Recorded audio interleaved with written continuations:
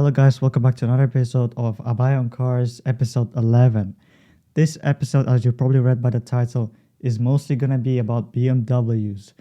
Because if you've been following BMWs recently, you know they have released quite a lot of cars in the past couple of months, which is quite good. And there are still more upcoming cars to come, uh, which we'll probably see soon. And we have more new SUVs from two different automakers to talk about. So let's begin. Okay, so let's get on with probably the most cheapest car BMW has released in their lineup. That is the new X1. So BMW has finally brought out the all new X1 after the previous generation X1 was getting quite old. It's a model, I believe, from 2016 or something, which they facelifted in 2018. They finally brought out an all-new model with new exciting powertrains, like an all-electric iX1, a hybrid, and an all-petrol version, which is good because there's choices for everybody. You want an electric, you go for the iX1. You want a hybrid, you can get an e-drive X1. You want an you want just a petrol X1, you have that choice of all new design with these new interesting light design choice. It's like an upside, actually, I think, yeah. If you look at the X5, for example, and with its laser lights, it's like an upside down light design. Here we get a look at the car. Interesting new design features. You get silver mirror caps now. Maybe they took that from Audi's S models. But looking at the new X1, it kind of reminds you of the BMW X5 or the small X3 with its long quarter window, which is no bad thing. I think the new X1 looks quite good. I'm not the biggest fan of it, but it looks quite good. You'll be able to get a petrol, hybrid, and an all-electric model with the new X1. Power comes from a 2-liter twin-power turbo 4-cylinder engine that produces 241 horsepower and 295 pound-feet of torque. It's connected to a 7-speed dual-clutch gearbox. It does 0 to 60 in 6.2 seconds, and the top speed is 130 miles an hour or 149 miles an hour if you get with performance tires. Now, let's take a look at the new X1's interior, because they did quite good changes to the interior. So here, as you can see, you've probably seen this in the new 2 Series Active Tourer. They basically took the same exact interior design and put it in the new X1. So we get a new M Sport steering wheel. I believe this is not the M Sport, this is the X line, but that looks way better than the previous BMW design steering wheels. You get here a big inductive charging pad, wireless charging for your phone. Of course, we get now the new iDrive 8 infotainment system, which kind of sucks that they now got rid of the wheel for the iDrive, because the advantage of BMWs always has been is you could, with iDrive 7, you can control with gesture controls, touchscreen, and the wheel. But now with the new iDrive 8, the wheel's gone. Now you only have touchscreen on it, which kind of does suck because it is much easier to control while you're driving. But the good thing about this touchscreen is it's angled towards the driver. So when you're driving, it's quite easy. It's kind of in your line of sight and you can basically get around it. So that's good. But of course, you also have your digital driver's display, which probably the most of the function you can do there.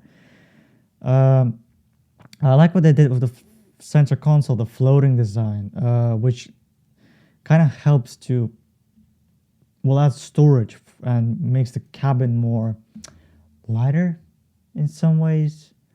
Not sure if I'm going to be able to show you it, unfortunately.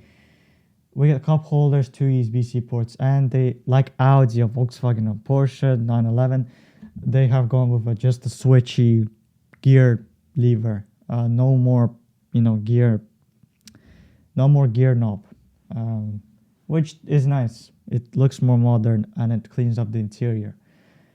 And that's pretty much it. I also like the new metallic design Harman Kardon speakers. They just look nicer and more premium with metallic designs, like you get basically in the bar. If you go for the higher end BMWs, you get the Bowers and Wilkins Diamond surround sound system. They get metallic speaker covers, so these do now, which is nice. It's a nice premium touch. Let's take a look at the X1 exteriorly. So here you get the normal X1 petrol, and here's the iX1, and you can see the big distinctive difference between them is the blue accents on the iX1. So one of the another design features I'll come with the new BMW is the flushed door handle designs. The way they're flushed into the body, it's more aerodynamic, looks way more modern. That's nice. And as you can see, as I said, the distinctive features between the normal X1 and the X1, blue accent.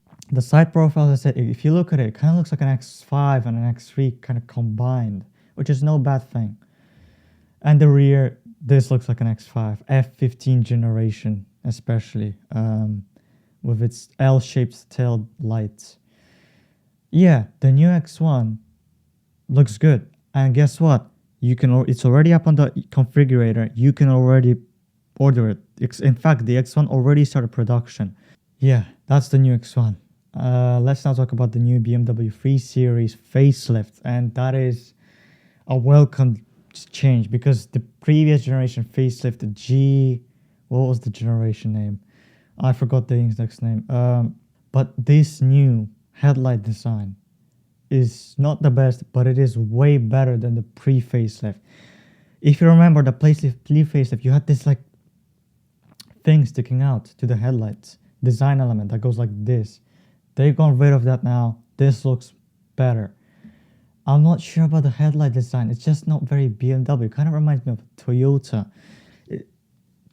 It's the same design signature you get with the new X1. BMW should have like round angel eyes, or, you know, I don't know. To me, it doesn't really look like BMW-ish.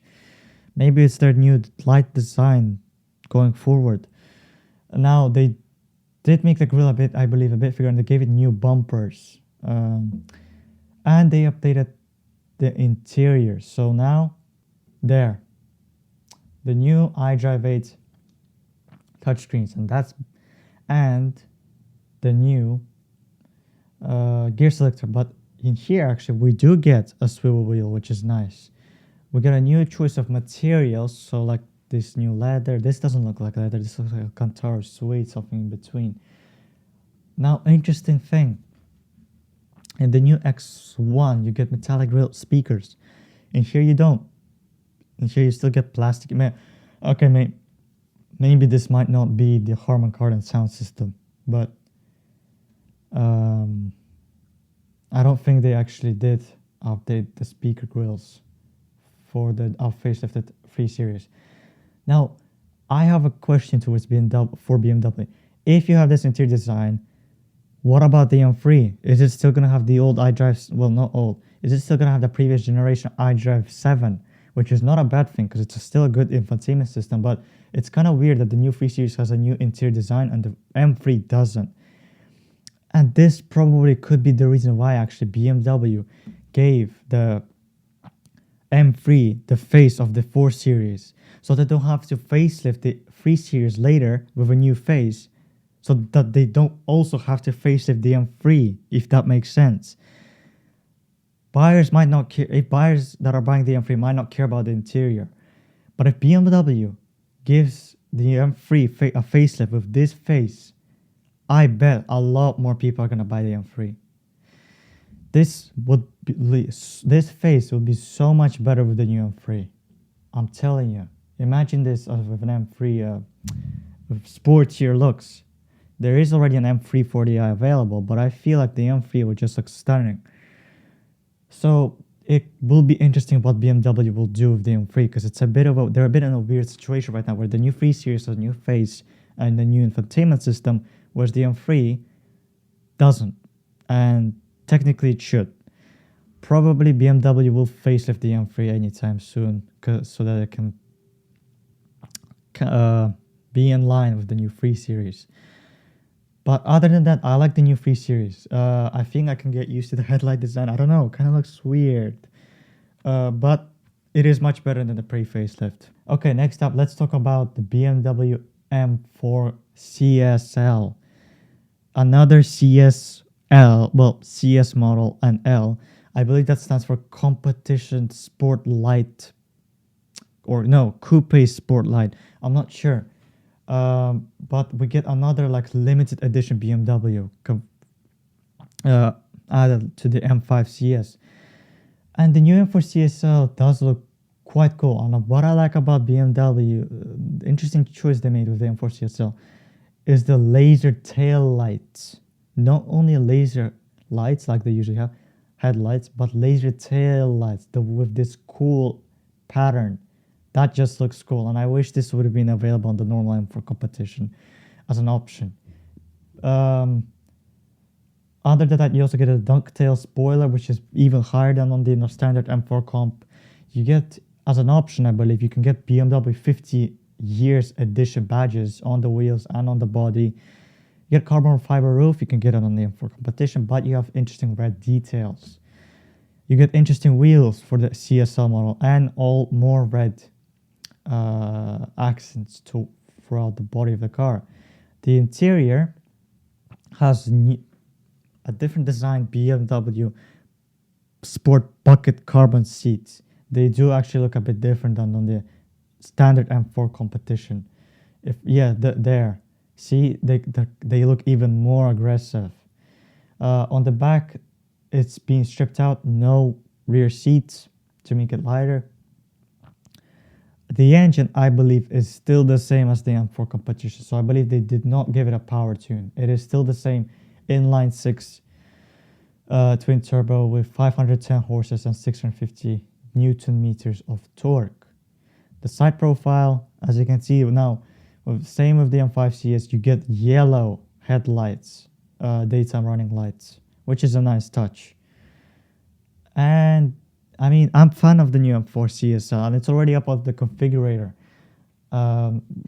You get, I believe, with the new M4 CSL, you get 3 colors, just like you got with the M5 CS. Now, I just want to see what this gray is called like. So let's go quickly to the BMW configurator. We go to the M section.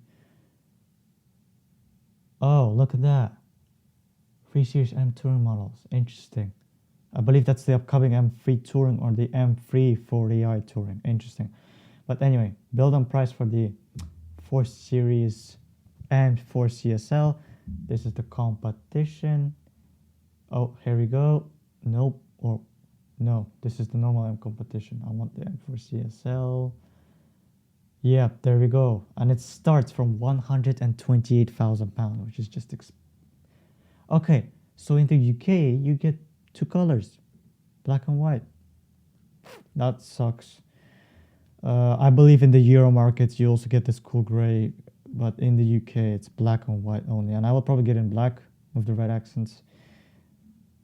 And you get a couple of options, but the car is gonna cost probably around £135,000 and above, which is quite a lot. But this is a limited edition, so I believe this will probably rise up in value as the time is gonna go in forward. But the new M3 CSL doesn't actually look that bad, to be honest, compared to the M4 competition. I don't know, maybe it's the paint they used, or the paint, or the red accents just make it look better than the normal M4 competition. And here's the new X1 as well, available in the configurator. Diesel, petrol, plug-in, whatever you want. Yeah. Sucks that they don't have that cool matte gray, because I know it's available on the Euro market, but unfortunately it's not available in the UK market. But other than that, huge thumbs up for the M4 system. Now, interesting thing is they also changed the grille design. So with the normal M4 competition, you have vertical slats, just like that. In the M4 CSL, they kind of made it like this, like these hexagonals type of shape. You get a more splitter for more downforce, and I think you get a carbon fiber hood. for weight savings. And that is it for the new M4 CSL. I like it. I'm not sure if I would buy it because I'm not really a fan of sports coupes. I would need probably buy an M5 CS for more practicality. But this will probably drive better than the M5 CS because it's probably lighter since it's a coupe with no rear seats. But yeah, let's now take a look at another edition BMW. This time, I believe this one's also limited. For the M3 and M4, that's the 50 Jahre BMW M edition, which is this red with black wheels. You get 50 Jahre BMW M seats on the kick plates, and that is it. That is the only changes for the Jahre edition. I believe this will cost probably a bit more expensive. This just has the Jahre 50 badges across the whole car. That's the only difference. If you want, you can buy that as well. Probably also maybe go up in value since it's limited. Between that and that, I'll probably go get the M4 CSL. Now the M4 CSL is probably going to be more stiffer because it is more track focused. So in terms of daily driving, it could be a bit harsher than the normal M4. But you know, if you're up for it, you can take it. Yeah, let's now move on to the upcoming BMW M3 Touring. BMW keeps teasing the M3 Touring, and I just have no idea why, because I'm presuming this will look exactly the same as the M3, except with a quad tailpipes Touring shape. I just have no idea why BMW won't reveal it. I am pretty sure testing shouldn't take this long for a car that's just a Touring variant of an M3. I understand if there was like a for example, an all new BMW model, you know? But this is not. This is just a Touring variant of the M3, and I don't get why BMW won't release it. Now, it is coming in June, but it's been like BMW keeps teasing it for us. Maybe it's the M3 Touring is special to them because it's the first M3 Touring to come out, I believe. There was never an M3 Touring before. There was an M5 Touring. I believe there was which version was it? The E7? I can't remember the index model, but I just don't get why BMW won't reveal it already. They keep teasing it on YouTube and everywhere, but like, what's the excitement? I mean, it's just an M3 with a Touring shape. Now, it'll be cool if BMW will actually update the infotainment system with the new 3 Series. But again, I understand maybe if it was an M4 CSL or an M2, but not an M3 Touring.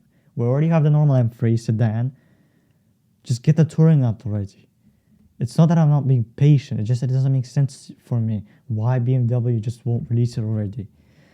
But yeah, I am pretty sure a lot of people are excited about this car. Now, the face might not be to everyone, but the people who do like the M3 competition sedan, and the people who want more practicality, this car's for you. And it's probably going to be better than a C43 and maybe the upcoming C53 and 63 Estate and the RS4 Avant. This is probably going to be better. I'm pretty sure like you'll be able to drift this around. You'll probably have a rear wheel drive and an X-Drive model. So yeah, I believe this is going to be a fun estate, sports estate. We still got more BMWs though. Let's talk about the new BMW 7 Series. And I know seeing that face might bring a lot of questions to everyone. It is a bit controversial, the design, and it is the same exact design for the new X7, which we'll talk about. It's just, I don't know what BMW has been doing with their designs lately. Now, the interior, don't get me wrong, is cool. It is amazing what they did with the interior, and I prefer much this than the new S-Class. This is so much better. But let's talk about the exteriors. Here we get an i7, and as you can see with the blue accents, this face just, it's just ugly. Okay, this is even, I think, unclear than the new M3 and M4. And I believe this is going to be BMW's new design language for the flagship models. I don't know.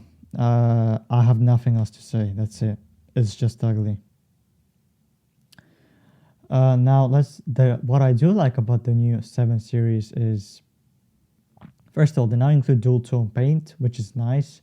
Like a Rolls Royce, they probably took it from Rolls Royce and to make it more luxurious looking.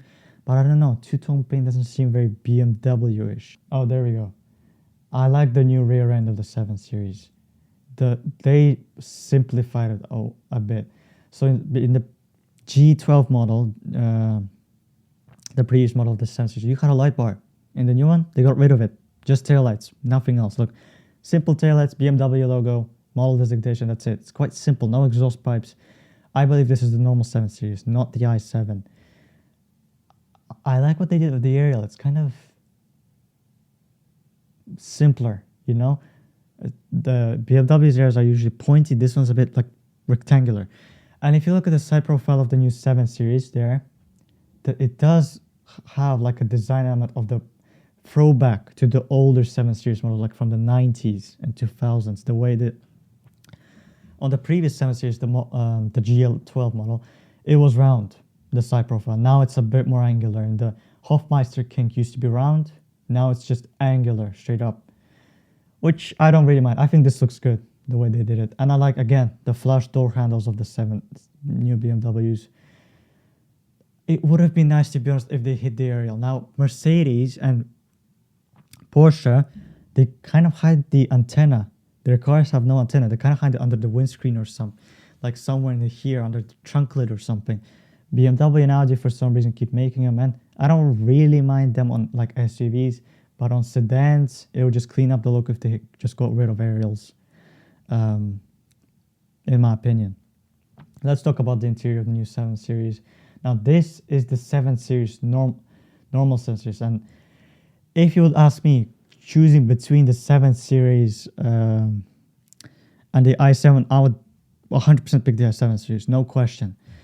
I'm not a fan of electric cars yet, and what I don't like about the new i7 is the two-spoke steering wheel. That just looks, not a fan of two-spoke steering wheel designs.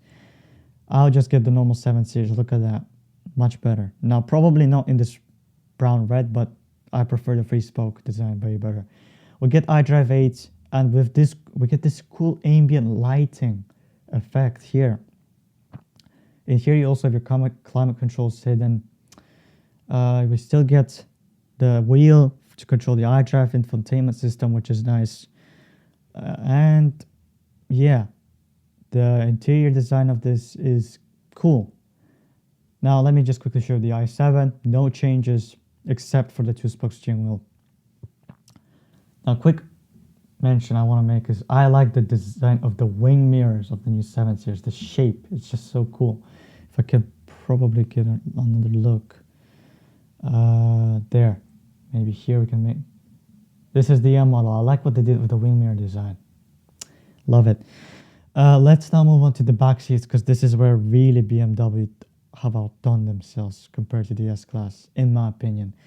They have implemented an 8K 32-inch LCD screen into the back.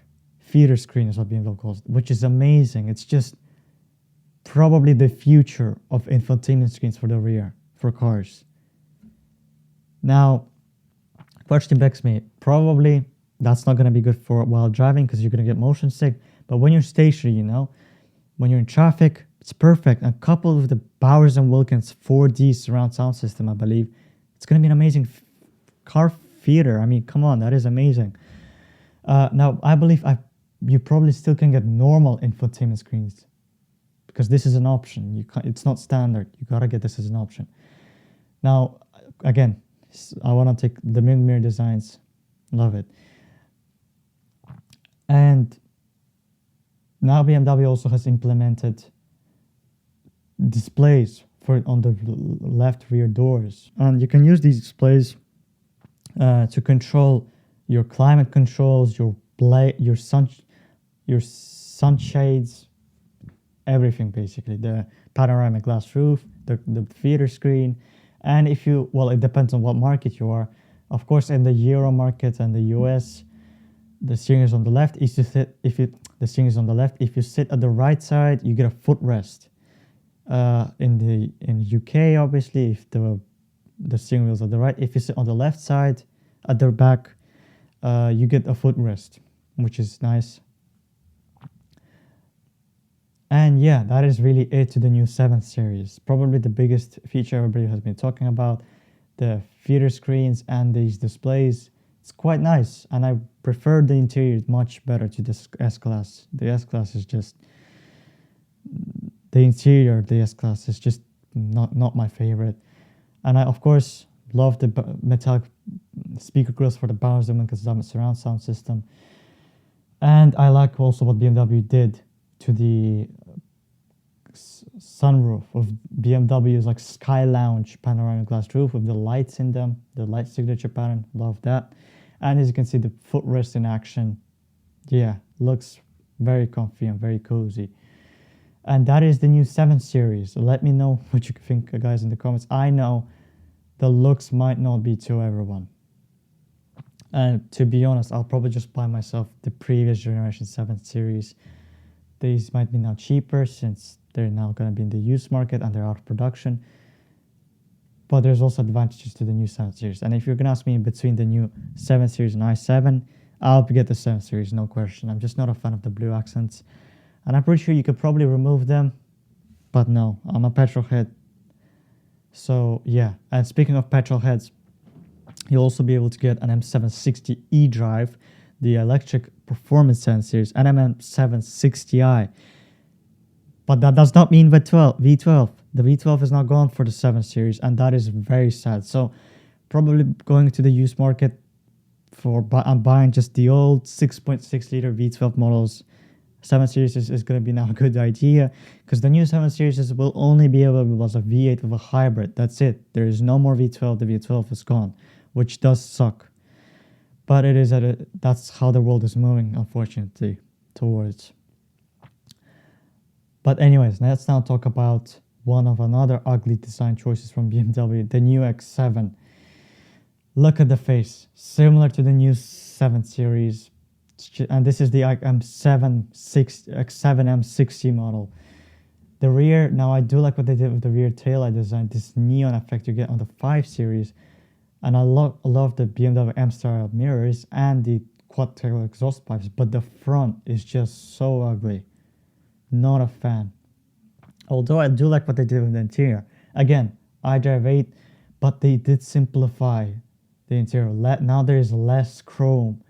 More of this like piano black plastic, simplified the air conditioning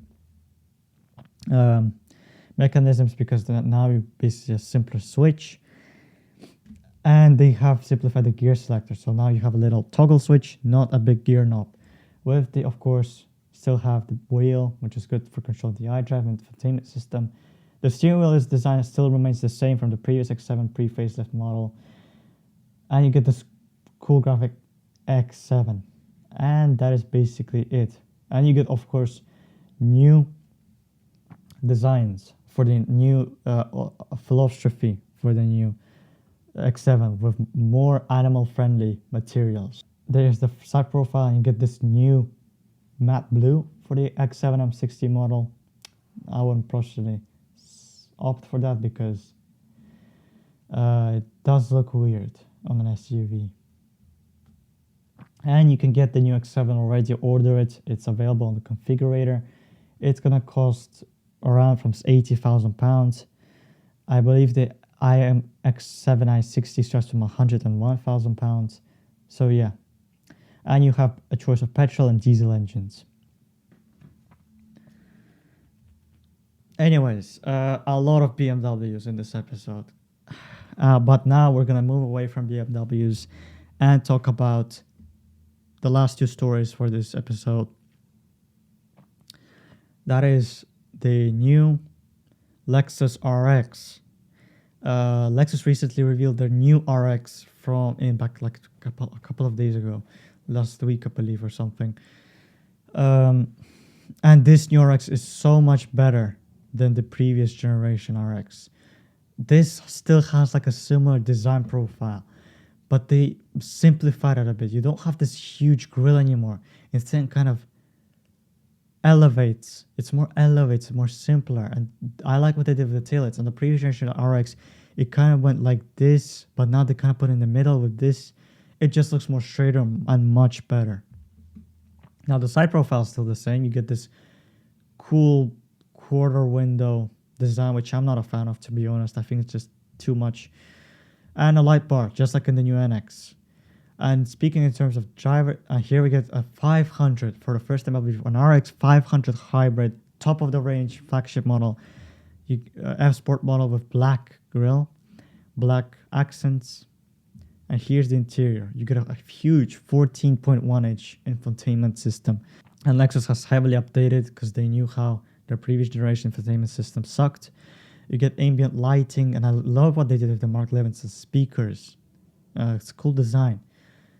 Yeah, much better design. And also, Lexus has this kind of new cool head-up display that's really focused towards the driver. Really, Lexus really tried to design the interior this much so that it's all focused towards the driver, which is nice. Let's talk about powertrain. So with the new RX, you get all 4-cylinder engines with hybrids. You get an RX 350, which is just a petrol engine, 4-cylinder, I believe. You get an RX 450H, which is a hybrid with a 4-cylinder, and I believe you get an RX 500H. Yeah, so for the new RX 50, you get a 275 horsepower, 2.4 liter turbocharged 4-cylinder that produces 275 horsepower and 317 pound-feet of torque. Next up, the first plug-in hybrid RX is the 450H Plus. No details are provided yet, but it will have a 2.5 liter 4-cylinder engine with an 18.1 kilowatt hour battery. Should provide 302 horsepower. And there's the RX 500 F Sport Performance. And it has a sporty appearance package, of course, the black detailing. And it has a 2.4 liter turbocharged engine, 4-cylinder, with the hybrid powertrain, produces 367 horsepower and 406 pound-feet of torque. And it uses a 6-speed automatic transmission instead of a CVT. Finally, Toyota's and CVT is just such a sluggish gearbox. Finally, they're using an automatic, much better. The CVT is just so outdated. And yeah, and as you can see, they're all 4 cylinders, no 6 cylinders available. Now, in the case of Lexus, it's fine because Lexus and Toyota in general, they make good hybrid powertrains. Lexus and Toyota have been in the hybrid powertrain market for a long time now, and they're basically experts at it.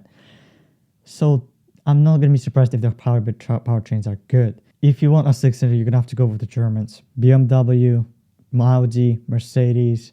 In case of Lexus, you only get hybrids and a normal 4-cylinder engine. But Lexus will also release an all-electric RX in 2024, I believe. So, I mean, I'm not really surprised that there's no 6 cylinders because Lexus, they're not all about that. You know, if you want more sportier drive, you gotta go with the Germans. Lexus is not really about that. Lexus is about impeccable luxury, you know, because I believe this car is probably going to be much quieter since it's a hybrid. It's probably more comfortable than the Germans. But yeah, that's the new RX, and I'm really a fan of the new RX in terms of its interior design and exterior design. Like with the new NX, Lexus did an amazing job with the interior and exterior, and I like towards the direction they're heading towards with the new designs. Let's now talk about, well, the last story for today is the new Range Rover Sport, which got released on the May 10th. And in terms of engines, there is a lot. I can't remember all of them, but there will be hybrids, pure electric model to come in 2024, and just normal petrol diesel engines. Now, the most beefiest powertrain you can get, I believe it's a 4.4 liter engine with V8 turbocharged, I believe, with 522 horsepower, and it is actually the same engine you will find in the X5 and 50i model. That's the beefiest engine yet, but there will be an SVR, I'm pretty sure there will be. But talking in terms of design of about the new Range Rover, Land Rover has really simplified it compared to the previous Range Rover Sport, but also the same design language we've seen with the new Range Rover. Now, speaking in terms of design, comparing the Range Rover and the new Range Rover Sport, this is much better. All right, this is so much better. I would get the Range Rover Sport over the Range Rover because I'm just not a fan of the Range Rover Sport's Range Rover's design, of its rear end especially. I have seen the new Range Rover myself, like with my own eyes, not in terms of like real life. It does look quite cool, but I would get the Range Rover Sport. Of course, the Range Rover is all about luxury. The Range Rover Sport is more of like a family car, more of like a daily driver. The Range Rover is more like a chauffeur car. But I like in terms of like design, I like it. I love what Range Rover is doing with their new design language. The fact that they remove weather stripping, that's it, no weather stripping. The fact that they implemented all these elements, just stamped like they're flush with the glass. They don't stick out. If you go see the new Range Rover in your local dealer with your aunts, you'll know what I mean. New flush door handles, which also, like in the Velar, I'm a fan of. Looks much more sleeker. And the rear end. This really looks like the Velar, doesn't it? The Range Rover Sport really did get quite a lot of design features from the Velar. And what I like about the new Range Rover is the double designed antenna, shark aerial antennas. It just looks cool. I don't know why I'm so obsessed with it. It just looks cool. It just looks not professional. It looks bossy. The way Range Rovers are, they're kind of bossy because of its like angular design. Now, the new Range Rovers have gone a bit more rounded than the previous generations, which some people might not like. I don't mind it. I think it still has the Range Rover presence. It's like squarish presence. But if you look at the new Range Rover, and I'm pretty sure the new Range Rover Sport has that, it has blacked out taillights. So the taillights right now are on. But if you turn them off, it's just flash black light bar, basically. And it just looks cool. I'm a huge fan of that. And of course, typical Land Rover feature, I like the fact they hide that windscreen underneath the big roof spoiler so that it cleans up the rear. And look how simple it is. You just have Sport, Land Rover logo, Range Rover, and that's it. Nothing else. The license plate is underneath the tailgate with the rear view camera being there. And this, I believe, is the like non like V8 model. Here's the look at the interior, and it has similarities to the Range Rover, except the differences is in the new Range Rover, the center console kind of is straight and then it kind of goes up, angled towards the dashboard, whereas with the new Range Rover Sport, it kind of angles upwards to the dashboard. I like both. I don't mind this design. Now, what I do like about the new Range Sport is the steering wheel design. Now, this is not the best steering wheel design yet. This is not the best steering wheel design out there, obviously, but this is a much better steering wheel design than the new Range Rover. The new Range Rover has like a 4-spoke steering wheel design, which I'm not a fan of. This is much better. 3 spokes, a smaller steering wheel design for more dynamic driving. Of course, classic Land Rover feature, you still get the integrated armrests to the seats, and you can angle them with these like funky little wheels. Fan of that. But the interior design has like it is similar to it has that Range Rover interior design elements in it. The fact that the dashboard is flat across the whole interior, but with more modern updates, like the new infotainment system, which have been said is a huge upgrade compared to the old Land Rover GLR infotainment system. And the screen is huge. I believe it's like 14 inches. Coupled with the digital driver's display, 14 inches as well, I believe. And fun fact, Land Rover is actually the first automaker to make digital driver's display. I believe they introduced it back when they came out with the previous generation Range Rover Sport and Range Rover back in 2013. Land Rover was the first automaker to make digital driver's displays. And yeah, that's the new Range Rover Sport's interior, and you get new materials as well. I believe you also get animal-free materials, so it's more eco-friendly. Yeah, love the new interior as well. Here you get a look at the seats. You get a new Meridian 29 speaker sound system, signature sound system, and some of these speakers are actually integrated into the headrests. And also, new feature of new Land Rovers is, well, Range Rovers, they have noise cancelling technology, which means they use the speakers to quiet out the noise from the outside to make the car as quiet as possible. Kind of like you get in noise cancelling headphones and earphones. Here we get a different look at the colors you get over the with the new interior. Now, the new Range Rover Sport is already available in the configurator. It starts from £79,000, and the deliveries will begin later in 2022. Now, interesting thing is, it gets 450 liters of boot space, which is not a lot. All right, that is not a lot, which is just, for an SUV of this size and this class, that is a bit strange. Maybe because it's, yeah, I don't know. That is a bit weird. That's what the article says here, but I mean, that is less than like an Audi Q5. Audi Q5 has like 550 liters of boot space. But anyway, huge fans up for the new Range Rover Sport. Much better in terms of design than the new Range Rover. I will get this. Love the double antennas. Love the sleek light bar design-ish. Yeah, let me know in the comments what do you think of the new Range Rover Sport. Of course, probably an SVR model will be able to come. That'll probably look even more aggressive, more better.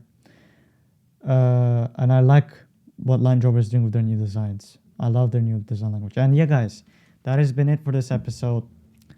I'll mostly a BMW episode. A lot of BMWs in the past couple of months. Probably my favorites of the new releases are the new X1 and the new Range Rover Sport and the new Lexus RX. The BMW 7 Series, just not a fan of the new design. M4 CSL looks better than the M4 competition, but still not a fan of that face with its huge kidney grills.